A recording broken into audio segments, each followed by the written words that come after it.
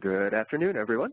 My name is Mark Dirks, and on behalf of ACRL-Choice, I'd like to welcome you to today's program, Celebrating Women's History with Library Resources, which is sponsored by Gale, a Cengage company. Today's discussion is one in a series of sponsored webinars from ACRL-Choice that addresses new ideas, developments, and products of interest to the academic library community. Free to users, these structured 60-minute live presentations provide the opportunity for interactive discussions of important new issues and developments in academic librarianship by librarians, vendors, authors, and other interested stakeholders. Before we get started, I'd like to point out a few features of the webinar software. In the main area of the screen, you can follow along with the presentation materials. Along the right-hand side, you will see a Q&A panel and a chat panel. If you don't, you can click the buttons labeled Chat and Q&A in the upper right corner of the screen to activate the panels. Please use the Q&A panel to submit questions to our speakers. At the end of the presentation, they will take a few minutes to answer your questions, so please do submit them throughout. If you experience any technical difficulties, please use the chat panel to let me know, and I will troubleshoot the issue with you privately. Today, we're using the hashtag ACRL-Choice webinars during and after the event, so if you have another screen handy, shout out to us. We're at @choice_reviews on Twitter, and you can also find us on Facebook. Also note that we are recording today's program, and everyone who registered will receive a follow-up email with a link to the archived version. And now I am pleased to hand the floor over to Laura Messing, who will be introducing our speakers today. Thank you so much, Mark. Hi, everyone. I'm Laura Messing. I'm a marketing manager at Gale. I'd like to welcome everyone to this webinar and thank you all for attending. We have two speakers for today's webinar. They'll be sharing their insights on women's history. Our first speaker is Phil Verda. He is the product manager for new products at Gale. Philip has worked in the educational publishing industry for over 17 years and held various roles in marketing, sales, business development, product management, and new product development. Phil is the product manager for Gale's new Women's Studies Archive. Our second speaker is Molly Murphy MacGregor, Executive Director and co-founder, Chair of the National Women's History Project. Molly is a former high school social studies teacher who has worked for over 35 years in the field of gender equity and women's history. Molly conducts women's history workshops and women's historic sites tours throughout the country. She also works with state and national agencies on strategies and programs to help acknowledge and recognize the historic contributions of women. Her work in the field of multicultural women's history has been widely recognized, including awards from the National Education Association, the U.S. Department of Education, the National Association for Multicultural Education, and the Association for Gender Equity Leadership and Education Leadership. With that, I want to thank Phil and Molly for presenting today, and I'd like to hand it over now to Phil. Phil, please take it away. All right. Thank you very much, Laura, and good day to everyone. See if I can get slide come up. There we go. I'd like to talk briefly about what women's studies is, why it's important, and also give you an overview of our forthcoming archive. As it notes here, Gale is committed to preserving women's history, and I think this is important. Let's get started. Start off with what is women's studies. We probably all have a definition in mind, but let's see what a few of our tomes of knowledge have to say about the subject. What usually comes to the forefront is that women's studies is multidisciplinary. It's about women in society, in history, and culture. It is how women are treated and the opportunities they have or don't have. It's a study of identities, of experiences and achievements. And it may indeed be the academic arm of the feminist movement. Women's studies is a coalescence of lives, ideas, struggles, and triumphs throughout the historical record. It shows us where we have been and where we are going. So why would Gale create an archive full of primary sources for women's studies? Why is this important? To give you a quote from Douglas Adams, one of my favorite authors, human beings who are almost unique in having the ability to learn from the experience of others are also remarkable for their apparent disinclination to do so. It's important to study and understand the historical record, to witness through the eyes of someone who was there in order to get the facts straight and gain a better understanding of the world we live in. It's important because women's issues are still at the forefront of the news. Women and girls are still repressed. There are still those who see women as objects. There are those who would control how women look and dress. A woman's right to choose her own destiny is not respected everywhere, and basic human rights are not guaranteed. This is not to state that the future is all doom and gloom. Great strides have been made in equality, education, basic rights, work opportunities, and personal choice. Nevertheless, there's more work to be done. For all of these reasons and many more, women's studies and women's history are important, and the opportunity to research the historical record through primary sources is vital. Understand the past so we can make a better future for everyone. So much of history is one-sided, mainly focused on the male perspective. Women's voices are not often heard. The Women's Issues and Identities Archive provides the opportunity to look at history, especially contemporary history, from the female perspective. It offers primary source materials from the 19th and 20th centuries. Women's Issues and Identities allows for the serendipitous discovery of commonalities among a variety of archival collections. The archive will reveal a portion of the history of the empowerment of women as they took control of their lives and identities, and how they did it in different times, places, and situations. It focuses on the issues that have affected women, societal contributions, social status, and women's movements. Our advisory board is in place to help guide our Women's Studies archival program. With their help, we'll uncover other interesting archives and subject areas to explore in order to further enrich women's studies and women's history. And I would also mention that we're always looking for feedback, guidance, and suggestions from people that are interested in women's studies, from those who purchase our archives and from those who simply want their voice to be heard. So please feel free to share your thoughts with us. The beauty of an archival collection lies not only in preserving the historical record, but also in finding commonalities and connections. In searching across hundreds of thousands or even millions of records, it's possible to spot trends, uncover intersections, and reveal shared experiences. You'll find a variety of interesting research areas in women's issues and identities, whether you're looking for a history of the development of family planning with the records of the Malthusian League and Planned Parenthood Federation of America, or discovering indigenous voices through the records of women missionaries who lived and worked in communities around the world, or finding ways in which women all over Europe affected social change in the 19th and 20th centuries. You'll also find connections between each of these collections in such themes as poverty, birth control, political activism, and women's social roles. So Women's Issues and Identities provides a contemporary view of women's studies and history. The collections in the archive offer numerous perspectives on women's identities, experiences, and achievements, and helps researchers find common themes among unique materials. So I'll give you a quick tour through the archival collections we've assembled. So you'll learn about the Malthusian League, founded in 1877 as one of the first organizations in the world to advocate voluntary family limitation as a solution to the problems of overpopulation and poverty. The activities of the League are documented in their journal, The Malthusian, which includes a wealth of letters and articles on poverty, overpopulation, demographic principles, legislation, race, family size, birth control, and statistical comparisons with other European nations and major powers. You'll also find the Eugenics Review, featuring articles and discussion and reviews on a wide range of topics, such as abortion, alcoholism, birth control, child welfare, crime, divorce, ethics, religion, legislative processes, fertility, maternity, poverty, peace, and war.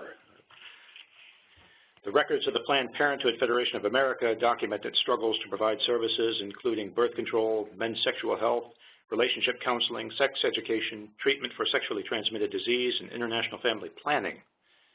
The collection is exceptionally strong in its coverage of the legal challenges supported by the PPFA and its predecessor organizations, as well as in documenting the relations between PPFA and major stakeholding groups like physicians, social workers, nurses, and public health staff. The relationship between local affiliates and the national organization is illuminated both in the collection's coverage of annual meetings and in its affiliate files. You'll also find within the collection the evolution of the PPFA, starting with the American Birth Control League and the Birth Control Clinical Research Bureau. You'll see how the organizations faced the challenging economic uncertainties of the Great American Depression in the 1930s. You'll find the emergence of the PPFA during World War II and its family planning work, both during and after the war. You'll see how Margaret Sanger and British family planning activists created the International Planned Parenthood Foundation in 1952. And you'll also find references to the 1965 U.S. Supreme Court ruling Griswold versus Connecticut, in which the last bastion of the 1873 Comstock Act, Connecticut's draconian law forbidding the practice of contraception, even among married couples, was struck down. In these turbulent times when family planning is once again under attack, the Planned Parenthood Federation of America Records and the Malthusian League offer history, education, and perspective on the important works these organizations and their predecessors have undertaken. Here's Women in Health, Mental Health, which offers articles and research papers, theses, speeches, leaflets, poetry, and graphics created by women and covering a variety of significant issues in women's lives. You'll find topics such as sterilization, alcoholism, birth control, marriage, lesbianism, motherhood, prostitution, and a variety of others important to women's health. Grassroots feminist organizations, you can find the Women's School, where women could acquire new skills, including ones generally deemed inappropriate for girls, such as auto mechanics and self-defense. You'll find the records of the Women's Educational Center, where, among many other important occurrences, activists founded the Rape Crisis Center, created the Houseworkers Handbook, established the Elizabeth Stone House for Disturbed Women, and built Transition House as a haven for battered women and their children. The Her Story collection contains journals, newspapers, and newsletters of women's liberation and women's civic, religious, professional, and peace organizations from all over the world. The collection covers and offers multiple perspectives on the empowerment of women in the 20th century.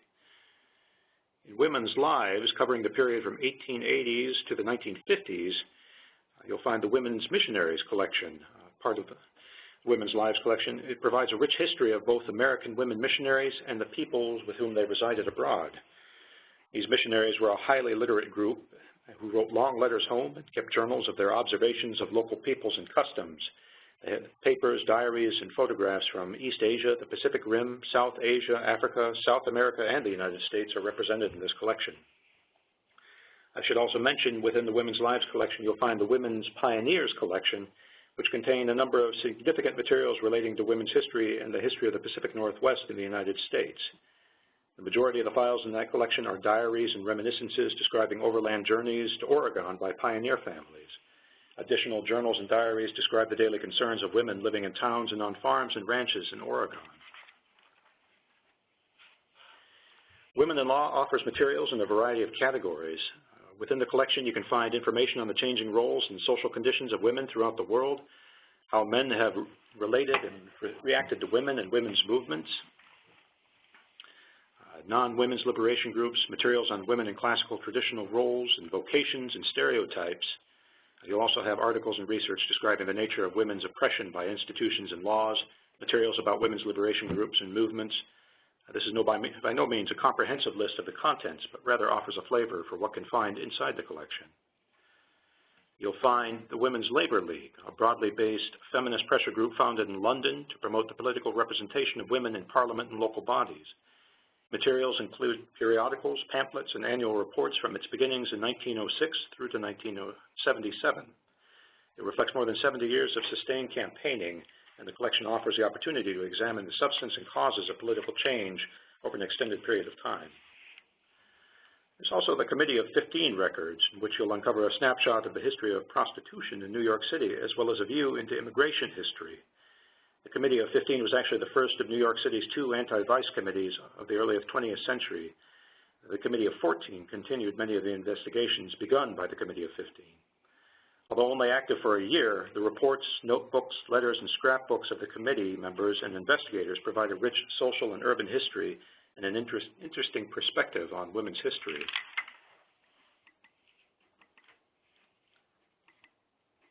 We have the Women's Trade Union League collection, where you can find how the League sought to counter the exploitation of working women through organization of women's trade unions and by securing the passage of protective legislation regulating hours and working conditions and setting minimum wage standards. The WTUL records also portray the history of the American immigrant experience as families from all over the world moved to America seeking opportunities.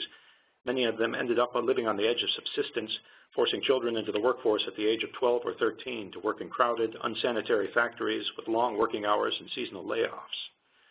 The WTUL records reveal not only women's history and labor history, but also show how the WTUL supported the suffrage movement by bringing women into the movement and winning the support of male unionists.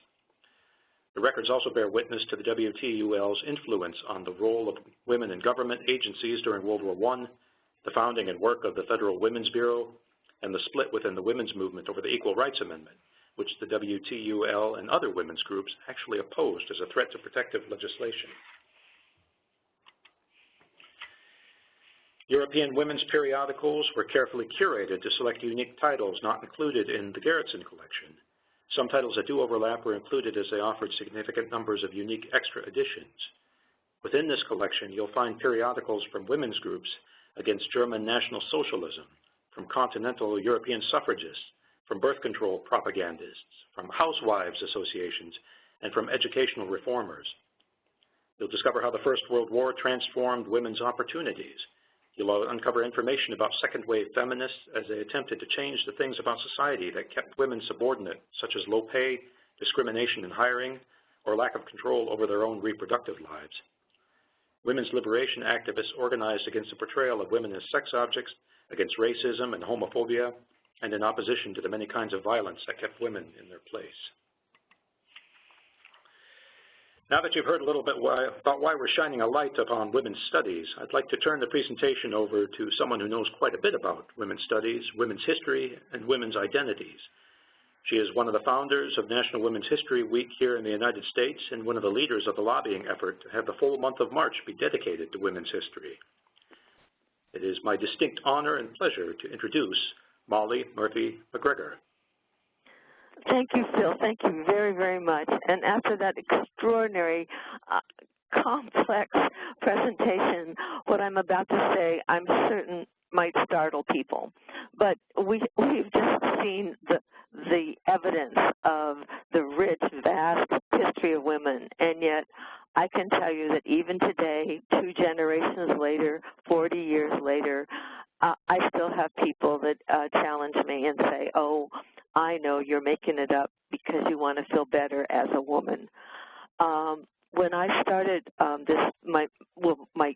it was students who started me on this journey because I didn't know anything about women's history. I had graduated with a bachelor's in history, and I taught U.S. history at the high school level. And it was during the women's movement when students began to ask me about it, and I really didn't have much to say to them. And finally, I decided that I really needed to do some work and research, and decided that I would be brave enough to propose a class on women because there's nothing like learning by teaching. And so I did. I proposed a class in our staff meeting, and this same young fellow who was the same age I was and also teaching U.S. history, he laughed at me and he said, Molly, you're going to teach a class on women? That should take you about an hour. Now, I would love to tell you that that is the voice of the past, but it is still so much the voice of the present. So for this morning, one of the things I'd like to just go over a few topics. Most of these topics will just serve as a review for you, but they might hopefully provide some very specific references that you can also give and retorts that you can give to people who still are living in a different century. And I think we've had evidence lately that we do have a few people who are living in a different century. So I will review why women's history, the invisibility of women, the importance of writing women back into history, the mission of the National Women's History Project, which is to recognize, honor, and celebrate the diverse contributions of American women, and then the role of librarians in expanding the work of the National Women's History Project, which I think you'll be really happy to hear, and finally our partnership with Gale. This is all very, very exciting for us. It just seems like women's history has really come of age. Unfortunately, Gerda Lerner is no longer with us, but she was one of those extraordinary pioneers. And these first two quotes are from her. Women's history is essential, indispensable heritage from which we can draw pride, comfort, courage, and long-range vision. History helps us learn who we are, but when we don't know our own history, our power and dreams are diminished immediately. And I think about the level of misogyny that we have seen evidence lately, and I think on the part of women as well as on the part of men. And I think, my goodness, it's because they don't even have a sense of who they are, what women have done, and what we can do. And this last quote is from Myra Sadker, who did a lot of research on gender equity, and she said, and it's one of those things for us to keep remembering, each time a girl opens a book and reads a womanless history, she learns she is worthless.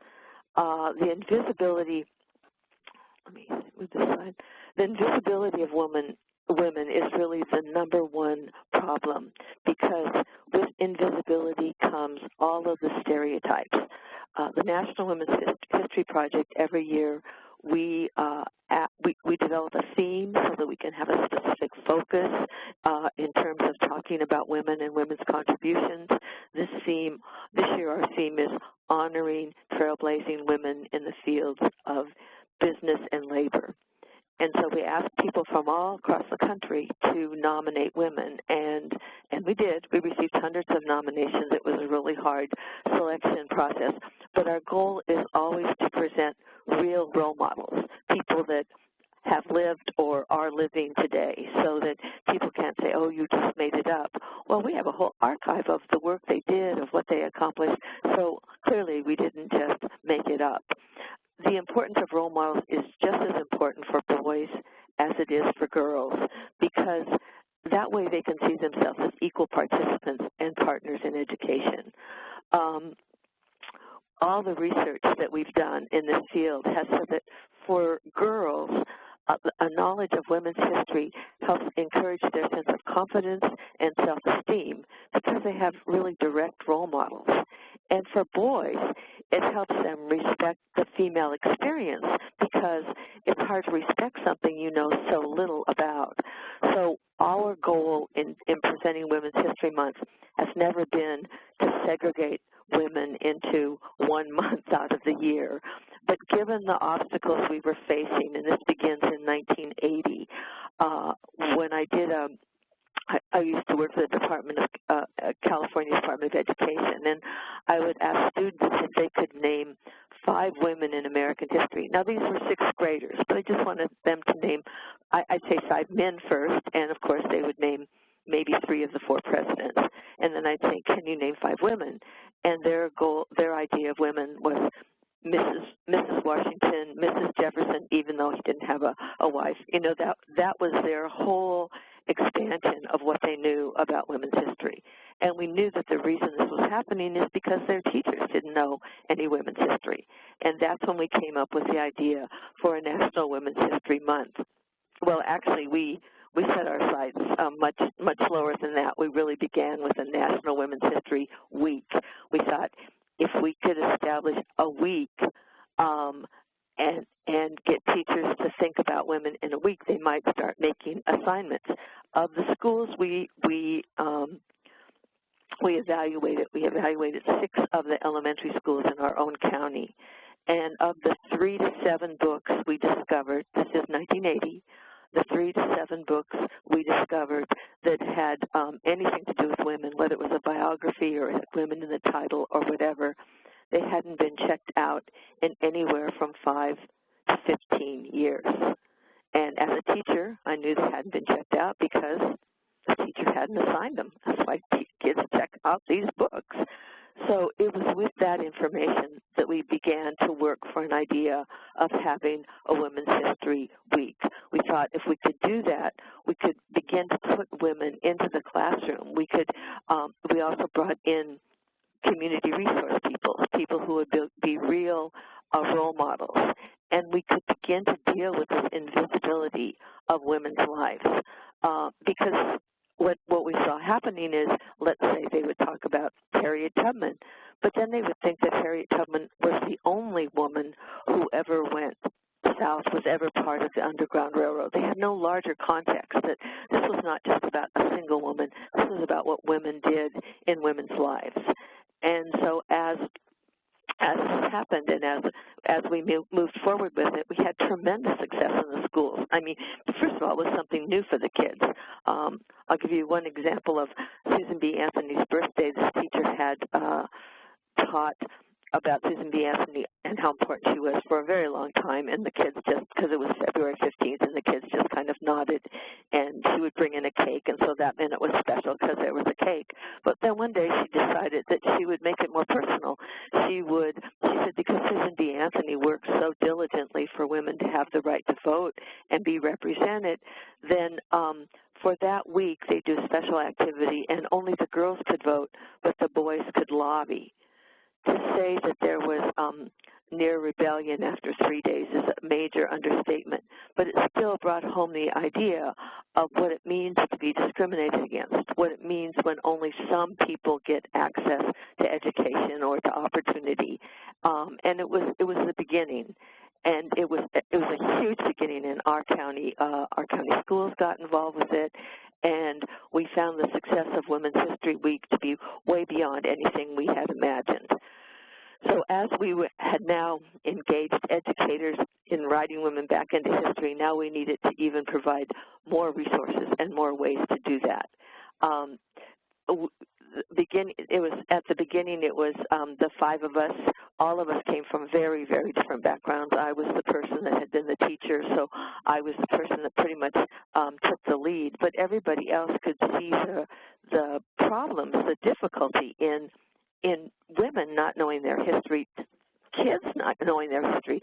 At the time, one of the pejoratives that was used was as a way to say something negative about something. They say, "Oh, you're a girl," as if being a girl or being a woman was a negative thing.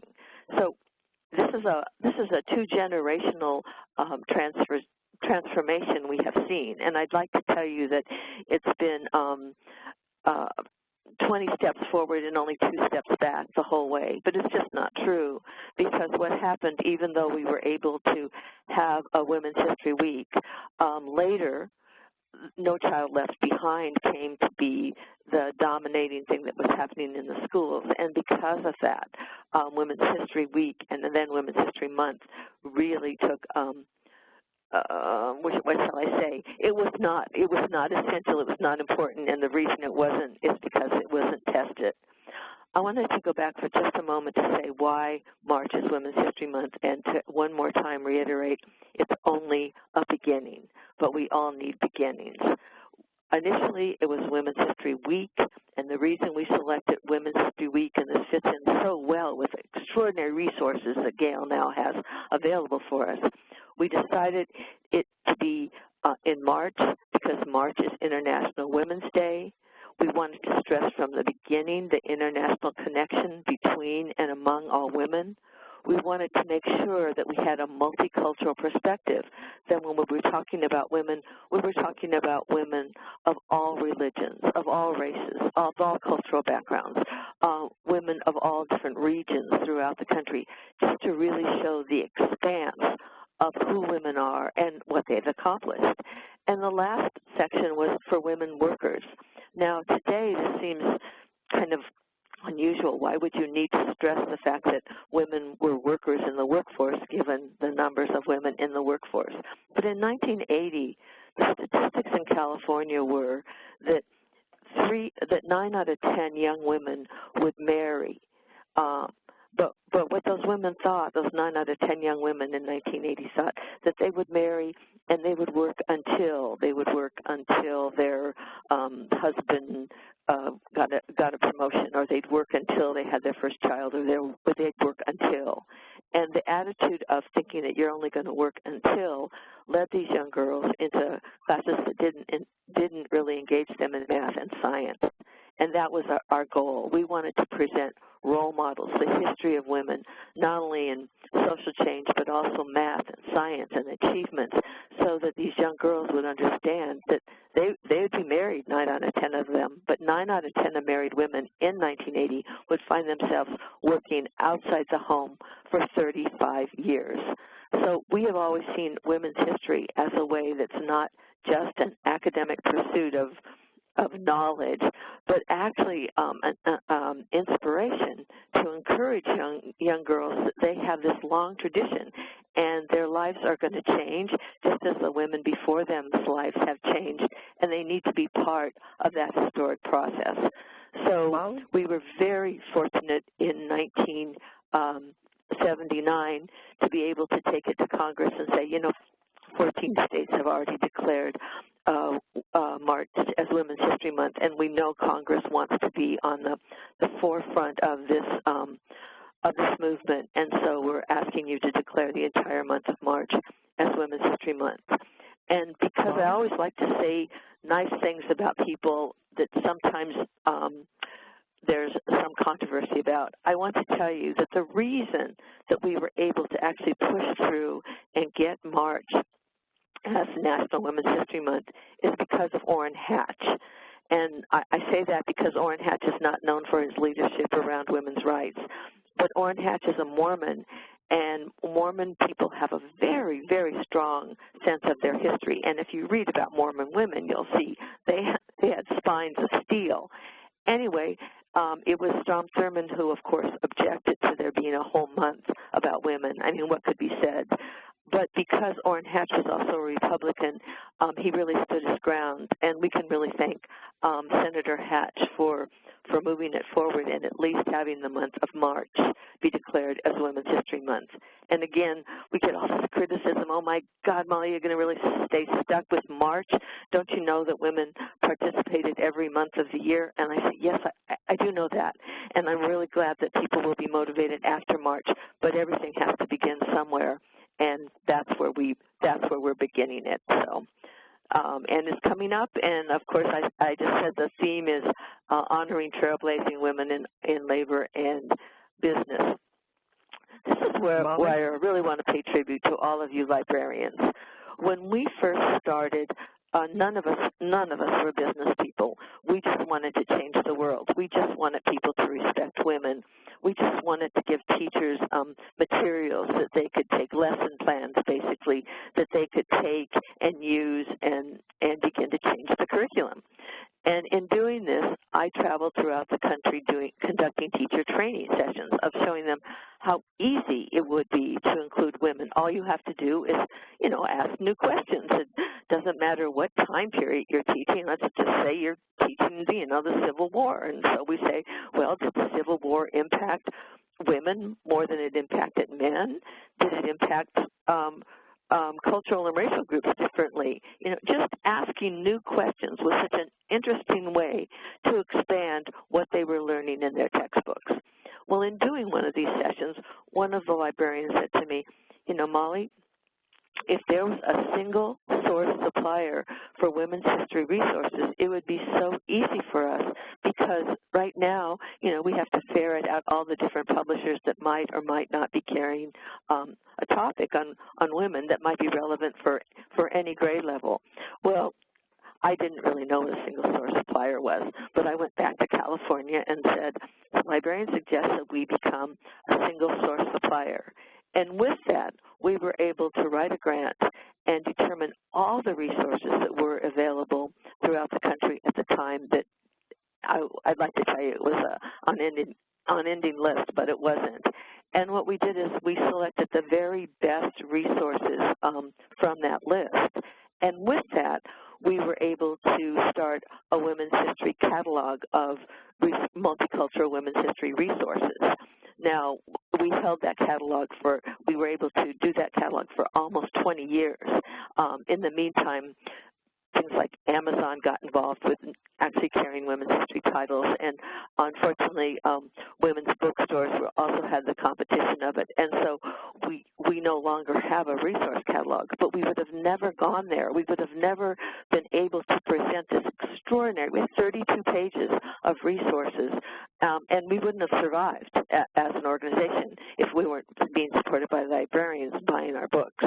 So I know many of you on this phone call today are librarians, and I just really want to thank you so much for all the work that you did in expanding our work and making it possible, and also, giving people the information that these resources, these books really did exist.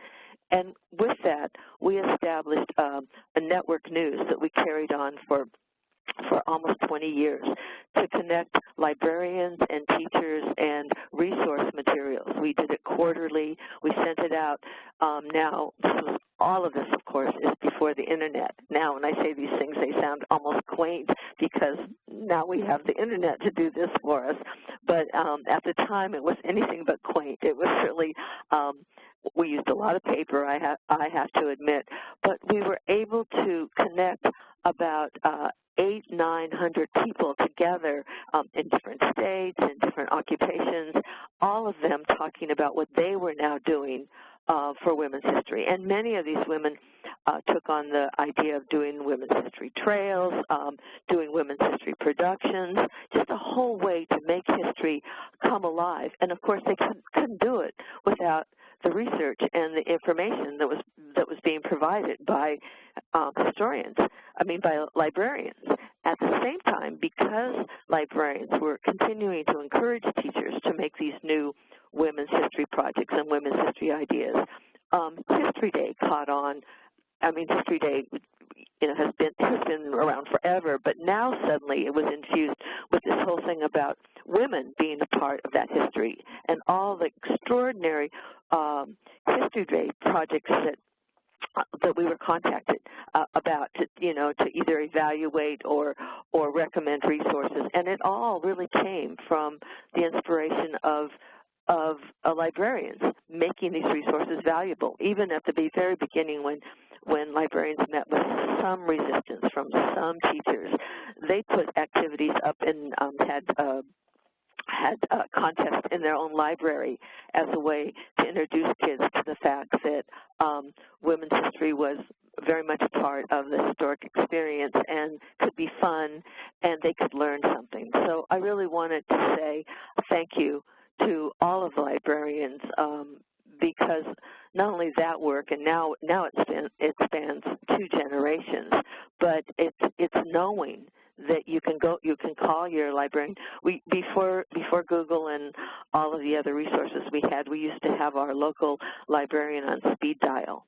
And we really appreciate all the work that the Sonoma County Library did, because, see, people would call us and they'd say, was there an Asian American woman that was a pilot in the Second World War? They'd ask obscure questions like that, and of course, we didn't know, but librarians did. So I just wanted to at least have one part of this presentation that really pays tribute to all the work that you have done. And the last part, I really want to thank Gail. The work, this collection that they have brought together, it brings it all of the factors that we were talking about. We're talking about the common woman. We're talking about women of all races and religions and ethnicities and regions. We're talking about women who've done things from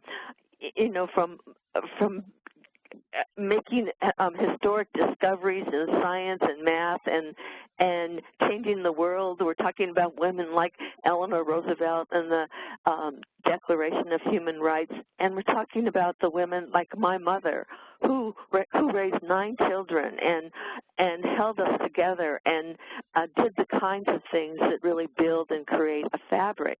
And that's what we can find in these archives.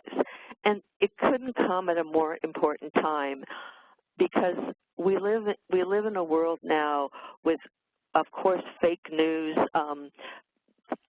Fake news is even a nice word for it. We live in a world where people feel free to lie about things. And so the importance of having real research of what was said at the time by the person speaking it. I absolutely recommend people doing research on Margaret Sanger through these through the archives, because I don't, few women have ever been maligned as badly as Margaret Sanger. Having her own words, having her own perspective, having the context of what was happening during that time really illuminates a whole different idea about who women are, what they did, and why they did it. There has just been so many misconceptions, and some of it has been really, quite honestly, just ignorance. But so much more of it has been really trying to provide people with things that are just not true. I have this ongoing experience with people who will tell me something that is just so not true, and I will start to tell them why it's not true, and they'll say to me, no, just go to the internet, Molly, it'll show you, look up blah, blah, blah, and it'll show you. And I try to tell them that, yeah, the internet might show me anything I want to find, especially if it's something that encourages my own point of view. But that's not the answer. The answer is to go to primary source documents. The answer is to really go and see what was really said. What did she really do? And so that's why I'm so appreciative that Gail's coming out with this at this time, because if there's ever been a time for us to challenge lies, distortions, and omissions, now is the time. And whether or not we call it fake news or fake history, we need to be able to set the record straight. I'd also like to say something about working with students. Over the years, students have a real excitement about discovering primary source material, because not only because it challenges some of the assumptions that they've been told, and they always like to prove the teacher or the textbook wrong, but also because it gives them a sense of their own autonomy in making this discovery, their own authenticity. And I think that authenticity has to become one of the words that we use a lot, so that we can say to people, well, how authentic is that? Anybody can make up anything.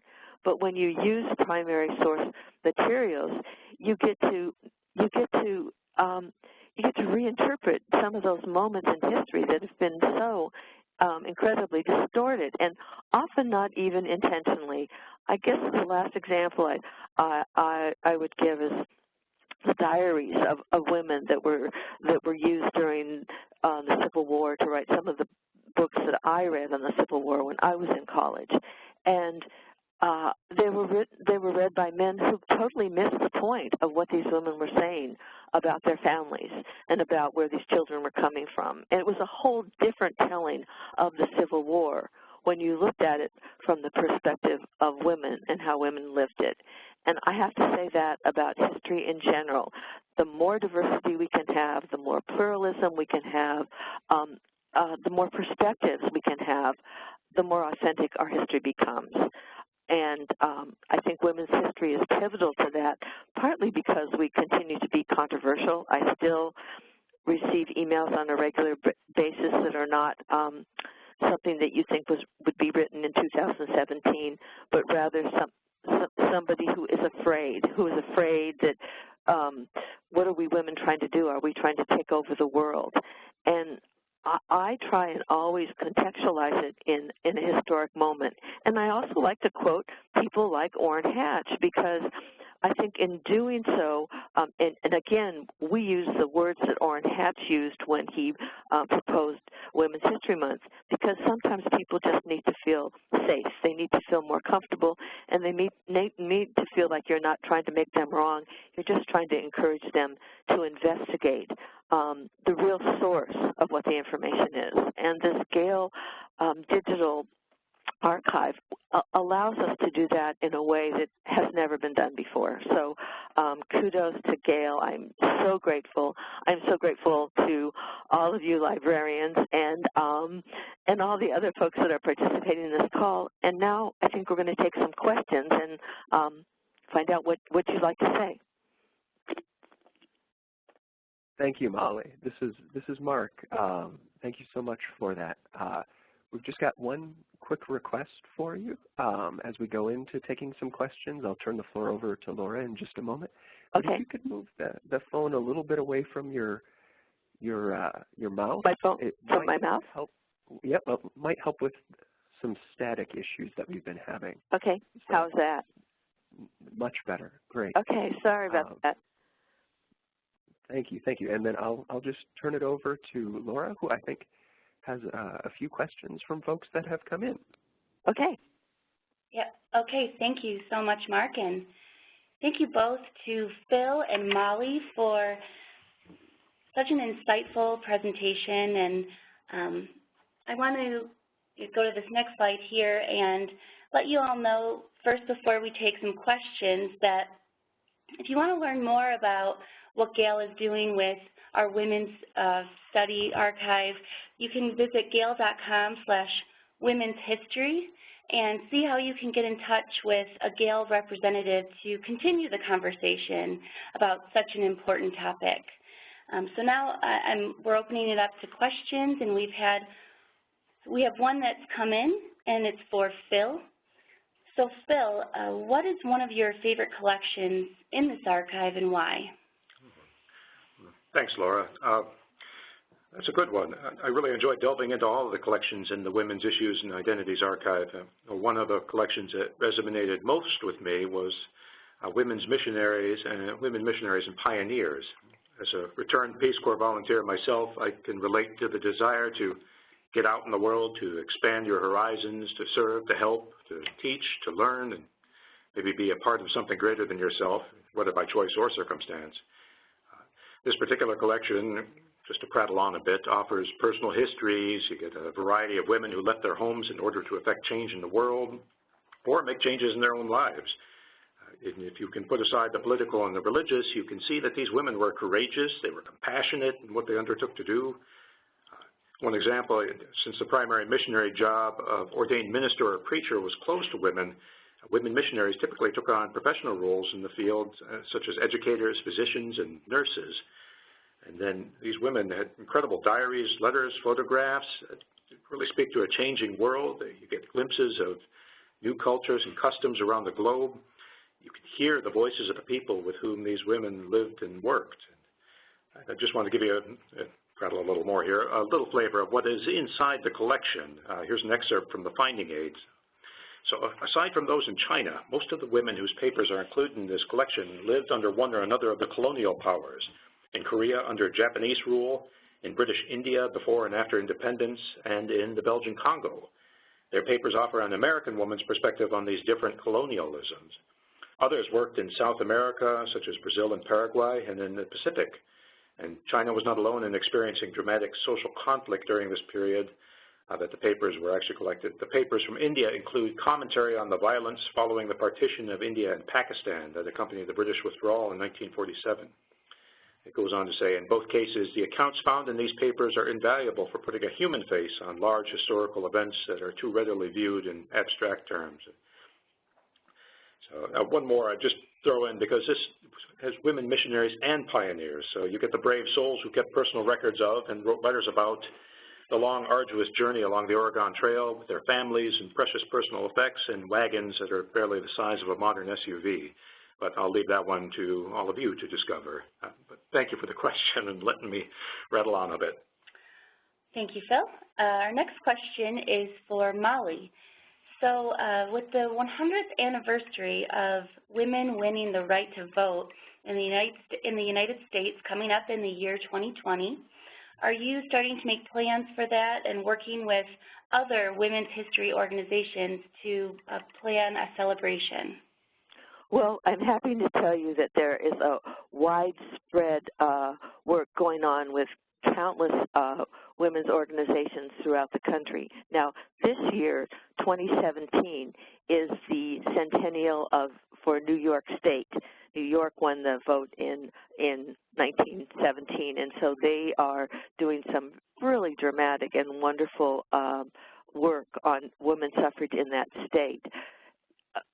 At the same time, in every state, there are different organizations who are organizing to make sure that their state does something.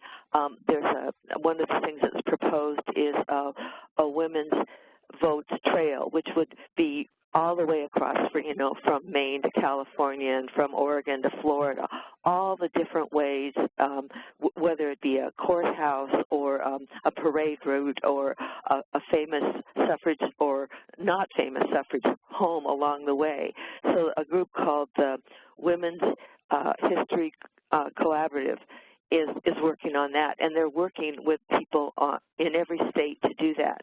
The overarching group that's working on the most national level is the 2020 Centennial Initiative, and they're working to, again, coordinate to make sure that all the states are going to do something, but also probably to do some, they're working with the Library of Congress, and they're working with the Smithsonian to make sure that we have a whole year, at least, of presentations and displays that will go on not just in Washington, D.C., but in historic sites throughout the country.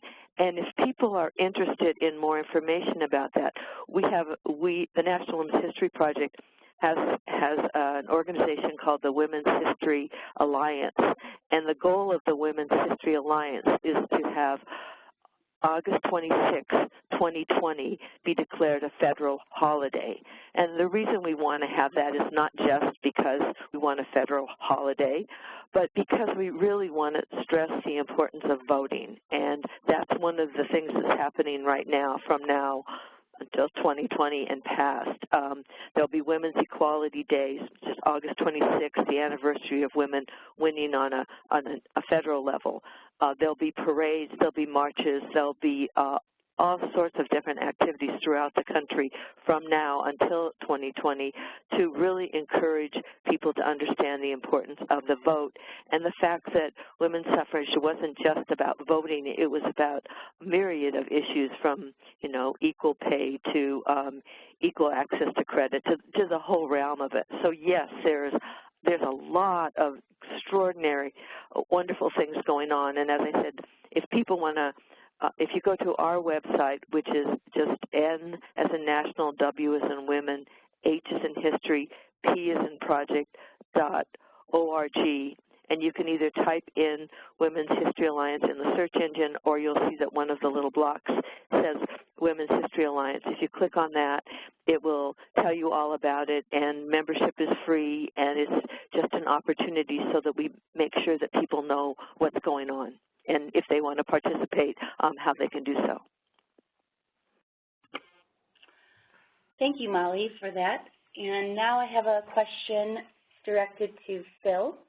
So will Gail add material to this archive, or is it static? Thanks, Laura. Currently, this archive, as most of our archives, are essentially static once it's closed out. Nevertheless, we'll probably add some additional materials, additional collections as they come in, but that's not to say that that's it. We go ahead and we look at these archives as programs and are always looking for additional opportunities to add materials, to go ahead and find new resources, new archives, and create new and interesting archives for you to work with. Okay, great. Thank you. I have a question now for Molly. So this question comes from somebody in the audience here who says that she's no longer a teacher or working outside of the home. She lives in a rural area. And do you have any ideas on how to spread awareness of women's history? Yeah, I have a lot. If she'd like to email me specifically, just at nwht@nwht.org and tell me, some of her specifics, I might be able to even be more focused on what to say. But I do think that rural communities, they have a lot of history that's right there in their own community that very often students don't even have any awareness of. But the libraries do, and the libraries are very eager to provide that. So yes, there are a lot of different specific things you can do in your own community as community women. And as I said, if you'd like to email me directly, I'd be glad to give you a whole list. And if you tell me the state you're in, I probably can tell you other people in that state or region that might be doing other things that you might be able to build on. Okay, thanks, Molly. Our next question is for Phil. So, Phil, how were the women's history collections selected for inclusion into the Gale product? And is Gale looking for more contributions of primary resources? If so, how would one start a discussion about that?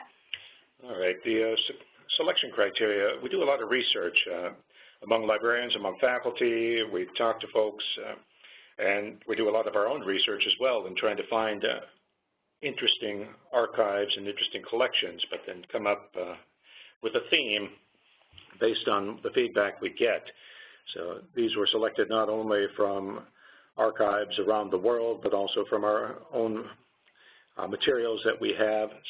That's one way we do this. And if you are interested in contributing primary resources, if you have your own, if you know of a collection, we're always happy to hear about that. You can contact me directly. Don't know if my email is showing up here or not, but you can get a hold of Gale or get a hold of your representative. Heck, I'm happy giving out mine. It's Philip with 1L.virta@cengage.com. You can see my name there and just put a dot between them and @cengage.com. I'm happy to learn about further resources, or if you have questions, concerns, or just want to give some feedback about the archive, feel free to contact me. Yep, and we can also, in our follow-up email to all of the registrants, we'll include the contact information for both Phil and Molly. And Molly, somebody just put in a request here. Could you repeat your email address one more time, please? Yeah, the easiest email address is N as in national, W as in women, H as in history, P as in project, at N as in national, W as in women, H is in history, P is in project, .org, because we're an educational nonprofit. So it's not .com, it's .org.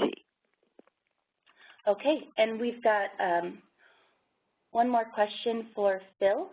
Does the university have to purchase to access the archive, or can individuals access?